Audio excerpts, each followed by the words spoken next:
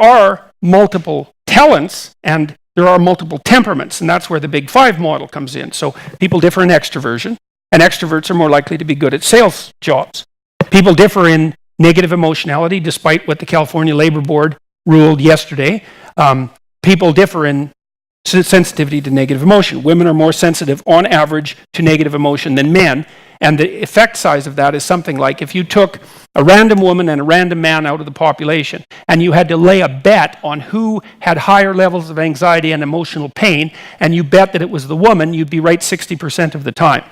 So it's an interesting stat because men and women are more the same in in sensitivity to negative emotion than different, but there's a offset at the mean.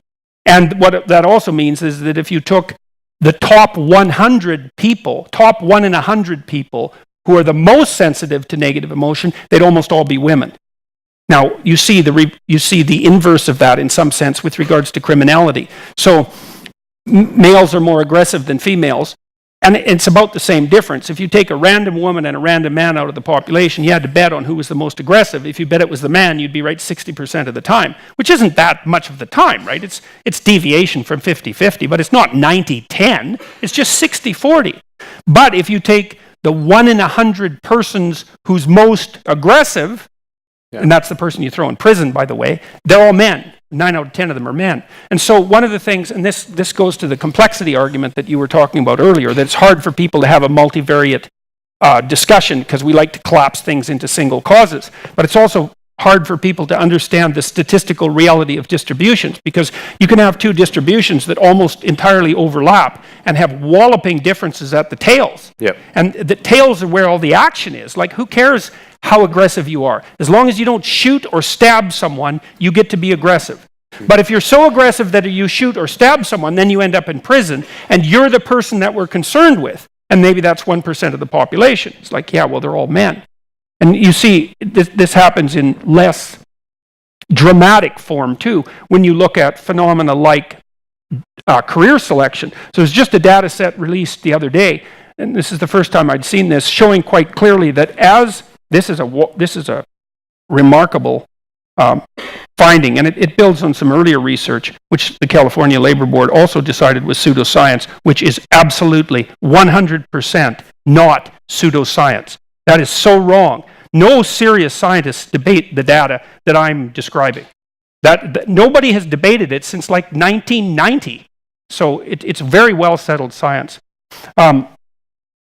If you look at career choices between men and women, what you find is that they're driven in large part by temperamental differences, so that would be in the Big Five: extroversion, neuroticism, agreeableness, conscientiousness, and openness, and also by interest, because the biggest difference between men and women that's been measured psychometrically, forget about the physical differences, but the psychological differences, is difference in interest. And it's actually pretty big. And so men, on average, are more interested in things, and women, on average, are more interested in people. And it's a 1 standard deviation difference, which is a big difference by the standards of these sorts of differences. And it's enough to drive a couple of phenomena. Phenomena 1, most nurses are women. Phenomena 2, most engineers are men. Why? Has nothing to do, or very little to do, if any, with differences in mathematical reasoning ability.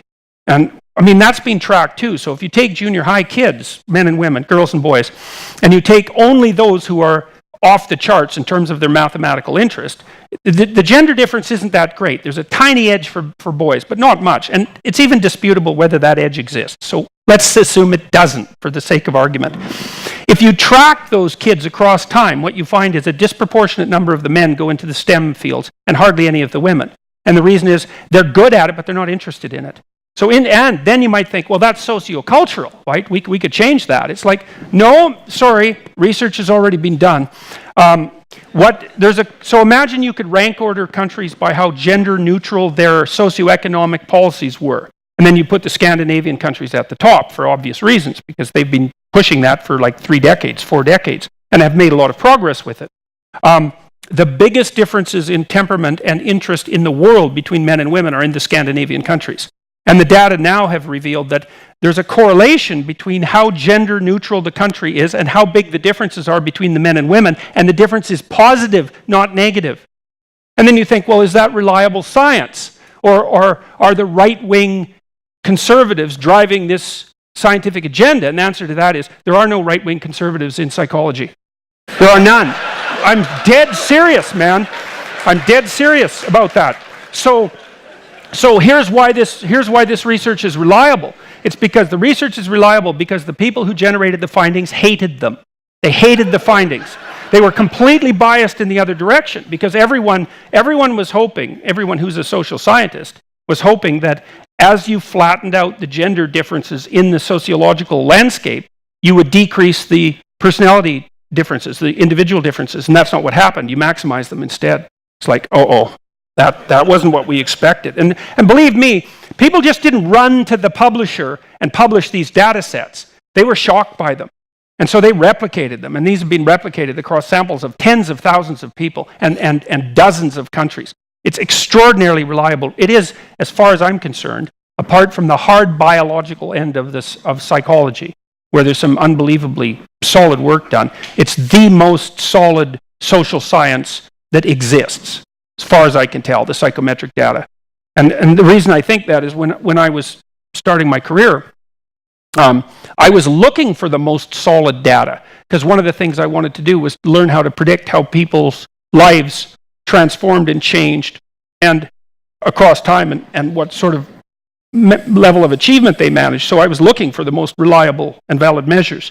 And it's clearly the psychometric measures are the most reliable and valid, period. No one disputes that. So except people in women's studies, and that just doesn't count.